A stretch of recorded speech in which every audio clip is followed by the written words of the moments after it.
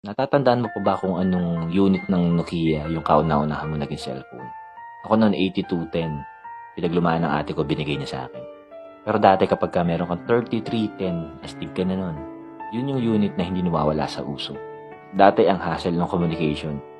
Yung tipong pag may nag-text sa'yo na other network, hindi ka makapag-reply kasi wala kang extra load.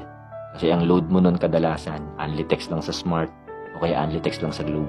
Kaya kapag ka nagkataon na yung crush mo ay ibang network, dalawa lang yung posibleng mangyari. Magpalit ka ng SIM card mo para ma-text mo siya or maligawan. O kaya naman, kalimutan mo na rin yung nararamdaman mo sa kanya kasi hindi ka pwede magpalit ng number at wala kang pag-text sa kanya. Ito yung panahon na kapag ka may girlfriend ka at naubusan ka ng load, ay makikitext ka sa mga tropa mo para i-update siya na wala ka ng load. Mahal, ako to, naubusan ako ng load, nakitext lang ako, huwag ka dito mag-reply. Doon ka mag-reply sa number ko. Ganon ka-hassle dati. Ito yung mga panahon na kapag trip na trip mo yung ka-text mo at naubusan ka ng load o na-check operator ka, ay mababaliw ka talaga at tatakbo ka sa tindahan para lang magpa-load. Naalala ko pa dati, sobrang hirap magpa-only text sa umaga. Kaya ginagawa ko, nag-aabang ako sa gabi. Doon kasi mas madali mag-register. At ito din yung panahon na sobrang sikat yung mga clan. Para siyang GC sa Messenger, ang kaibahan lang, mas exciting. Kasi hindi mo alam itsura at pangalan ng mga ka-text mo.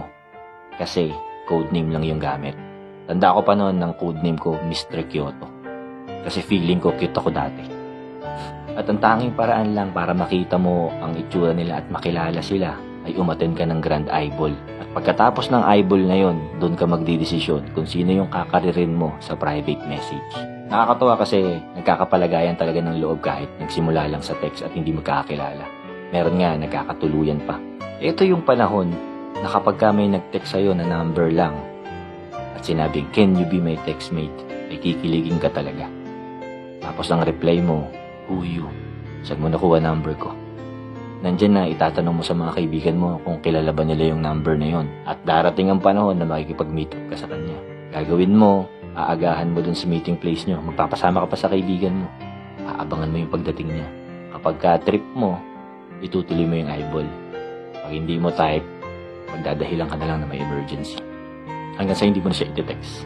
Nakakamiss lang din yung ganung panahon na sobrang hassle pa makipag-communicate sa ibang tao. Pero exciting talaga.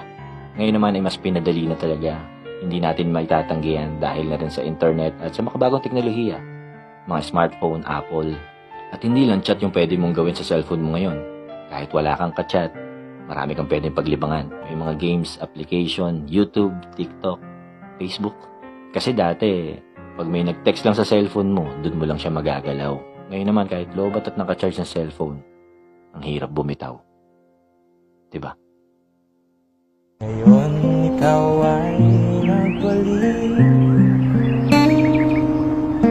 at tulad ko rin ng iyong pananabik, makita ang dating kanlungan